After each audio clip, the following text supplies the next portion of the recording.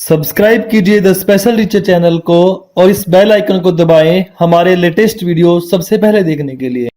नमस्कार दोस्तों, आप सभी का स्वागत है आपके अपने चैनल द स्पेशल टीचर पर।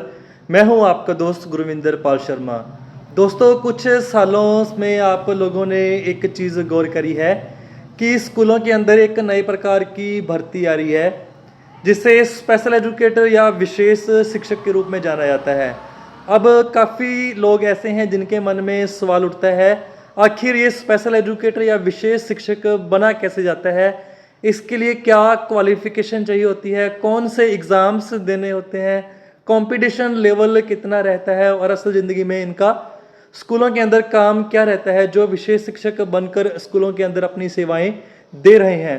तो दोस्तों, आज की इस पूरी वीडियो के अंदर अपने जानेंगे कि कैसे विशेष शिक्षक बना जा सकता है, इसके लिए क्या क्वालिफिकेशन चाहिए और कौन कौन से कोर्सेज करने के बाद कौन कौन से आपको कॉम्पिटिटिव एग्ज़ाम्स देने पड़ते हैं, कहाँ कहाँ से ये कोर्सेज किए जा सकते हैं।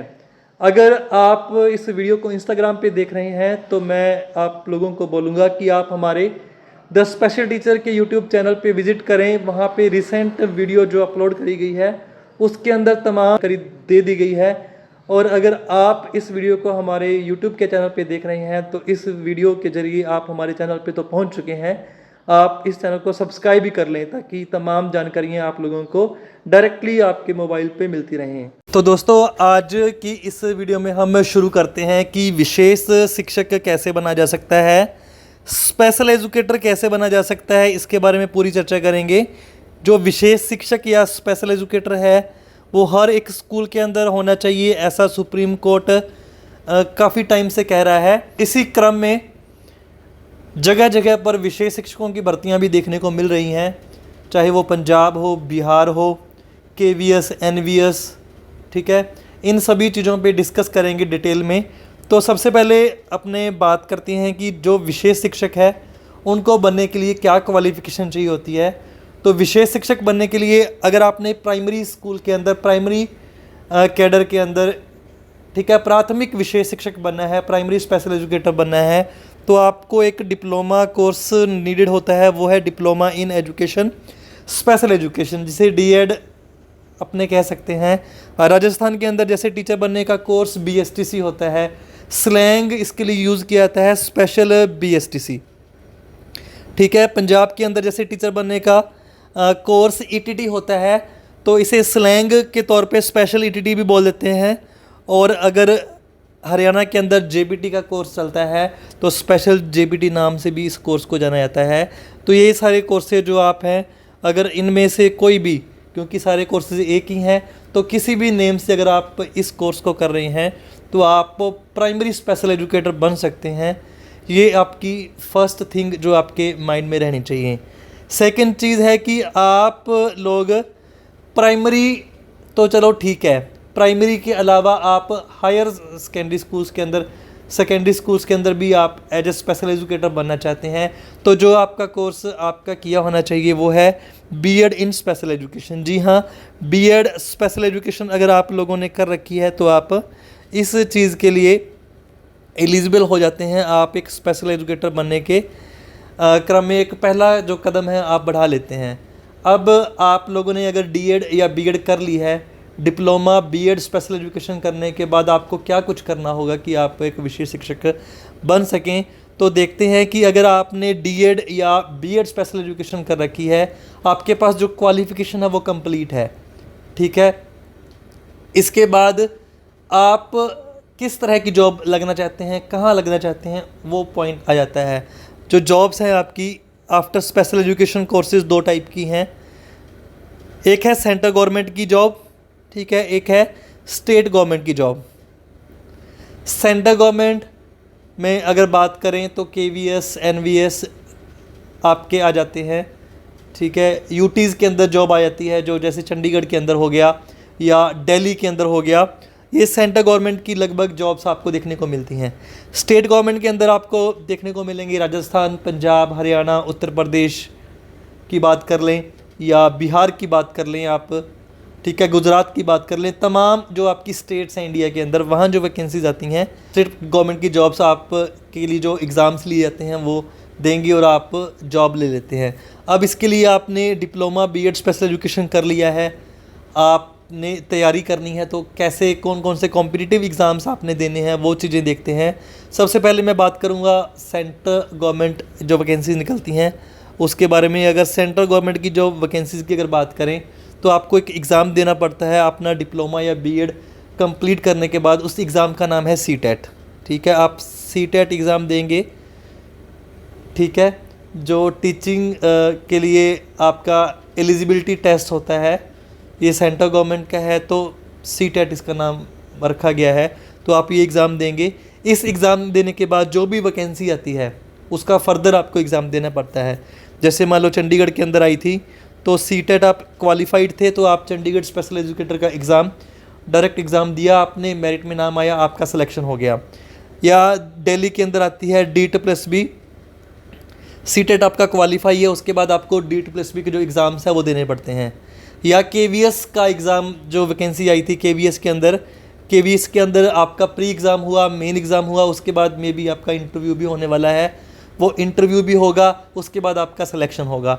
तो अलग अलग जो एग्ज़ाम्स हैं, अलग अलग वैकेंसी के अंदर अलग अलग राउंड्स हो सकती हैं, लेकिन जो आपका बेसिक है वो यही है कि आप के पास डिप्लोमा या बीएड स्पेशल एजुकेशन हो।